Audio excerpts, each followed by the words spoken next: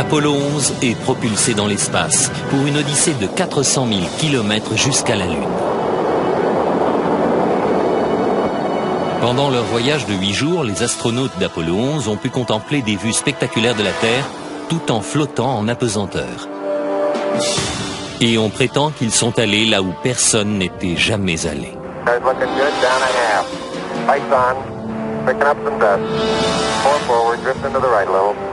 Contact light. Okay, engine stop. We copy you down, Eagle. Listen, Tranquility Base here. The Eagle has landed. Pourtant, se sont-ils vraiment posés sur la Lune? La plupart d'entre nous le croient. Des millions de personnes ont vu à la télévision le module lunaire se poser et entendu prononcer ces paroles inoubliables. It's one small step for man. One giant leap for mankind. Mais jusqu'à aujourd'hui, certains prétendent que pour croire aux petits pas de l'homme, il faut faire un grand bond dans la foi. Bill Kaysing était analyste et ingénieur pour Rocketdyne, l'entreprise qui a conçu les fusées Apollo. Beaucoup de problèmes se sont présentés dans les années 60 qui ont conduit les gens à penser que nous n'allions jamais parvenir à la Lune.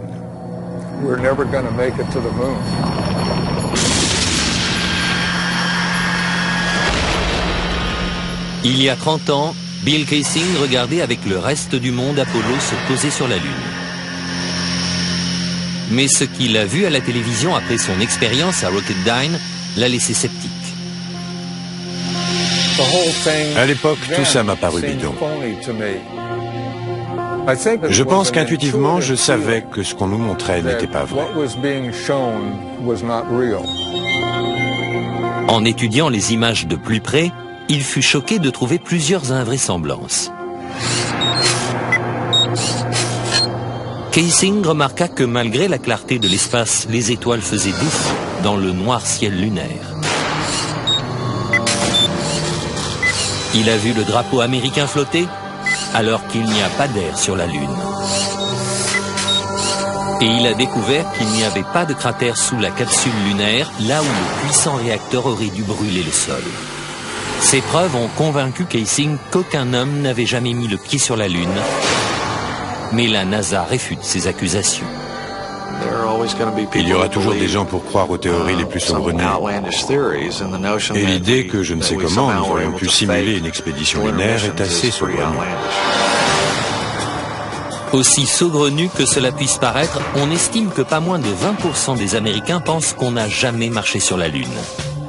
Mais comment croire que l'un des plus grands moments de l'histoire de l'humanité est une imposture? La NASA a-t-elle vraiment pu tromper le monde entier? Selon un ancien astronaute, c'est tout à fait envisageable. Je ne peux pas être sûr à 100% que les hommes de la mission Apollo aient marché sur la Lune. Brian O'Leary était astronaute à la NASA dans les années 60 et il fut employé comme conseiller scientifique pendant les missions lunaires Apollo. Il est possible que les hommes de la NASA aient monté l'affaire de toutes pièces, juste pour s'assurer d'être officiellement les premiers à aller sur la Lune. Un objectif à ce point important que les États-Unis se crurent obligés de monter cette supercherie? Pour trouver la réponse, nous devrons revenir 40 ans en arrière, à une époque où l'Amérique et l'Union soviétique étaient embourbées dans la lutte pour la domination du monde. Les gens pensaient que le pays qui gagnerait la course à l'espace gagnerait la guerre froide.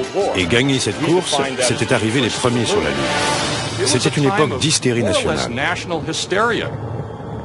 Le 4 octobre 1957, les Soviétiques ont terrifié l'Amérique en mettant en orbite Sputnik, le premier satellite de l'histoire. Le New York Times a dû publier un article expliquant aux Américains qu'ils ne transportaient pas de bombes nucléaires pouvant être larguées sur une ville depuis cette altitude. La peur de l'apocalypse nucléaire s'est renforcée dans l'opinion publique américaine lorsque les communistes ont pris la tête de la conquête spatiale. Le porte-parole de la Maison-Blanche a annoncé au Congrès que nous pouvions être menacés d'extinction. Beaucoup craignaient que le but final de l'Union soviétique soit de poser une base de lancement de missiles sur la Lune. Au même moment, le programme spatial américain battait de l'aile. Les chances d'atteindre la Lune et de revenir sur Terre sain et sauf étaient de l'ordre de 0,0017%. Autrement dit, c'était pratiquement impossible.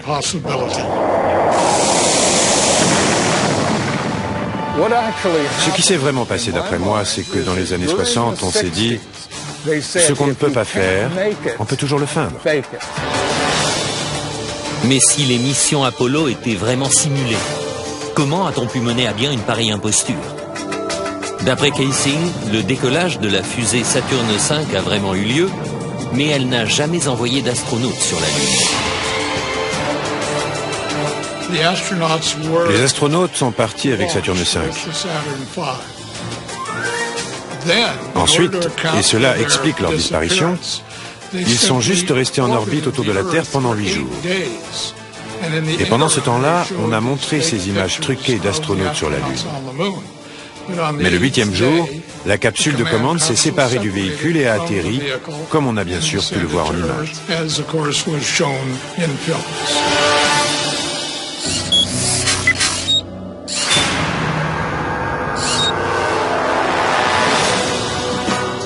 En 1968, cette théorie a inspiré le film Capricorn One, dans lequel le gouvernement tente de tromper le monde en simulant une mission sur Mars. We do not claim this planet in the name of America. We claim it in the name of all the people of the planet Earth. Les images d'Apollo sont d'ailleurs étrangement similaires à celles du film. Le producteur Paul Lazarus suggère que l'intrigue du film relève plus de la réalité que de la fiction. Je pense que la NASA avait les moyens de mener à bien la plus grande imposture de tous les temps. Elle pouvait recréer la scène dans un studio de télévision sans jamais envoyer personne sur la Lune. Je pense que c'était réalisable à l'époque. La technologie le permettait. The pudding solid. Surface seems powdery. Surface is fine and powdery. I can pick it up loosely with my toe. Dans le film, on a fait ce qu'on a pu avec seulement 4 800 000 $.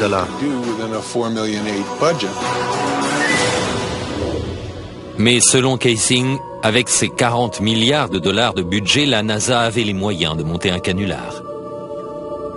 Je crois que l'État et la NASA ont simulé l'alunissage tout simplement parce qu'il était techniquement impossible d'y parvenir. Et ils ont dû trouver une solution de rechange pour l'opinion publique.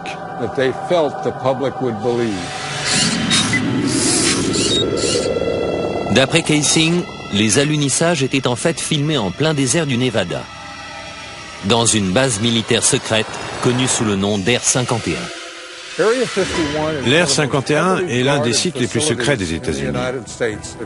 Si on y pénètre à la recherche d'informations, on peut très bien être descendu sans autre forme de procès.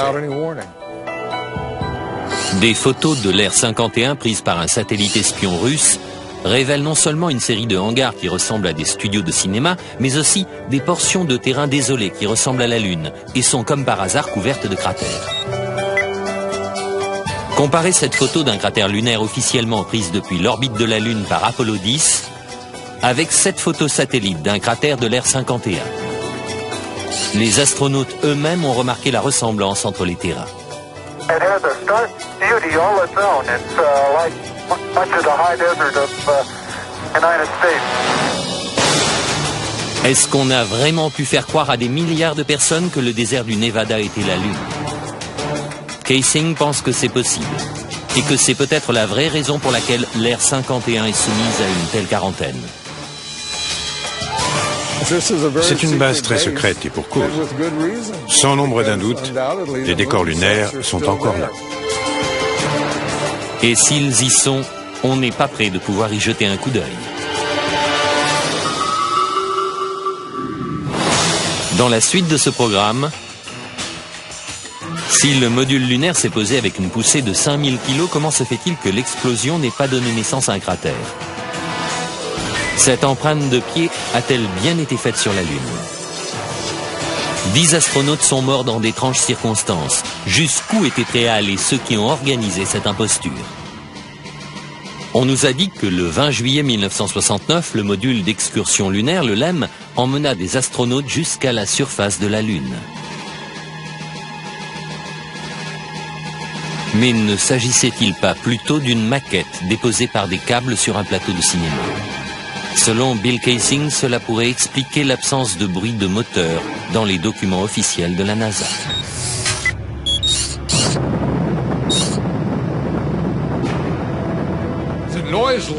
Le bruit d'un moteur de fusée atteint les 140 ou 150 décibels. Autrement dit, c'est un bruit énorme. Comment serait-il possible d'entendre des voix d'astronautes dans le tumulte d'un moteur de fusée en marche? Picking up some dust. 30 feet, 2.5 down.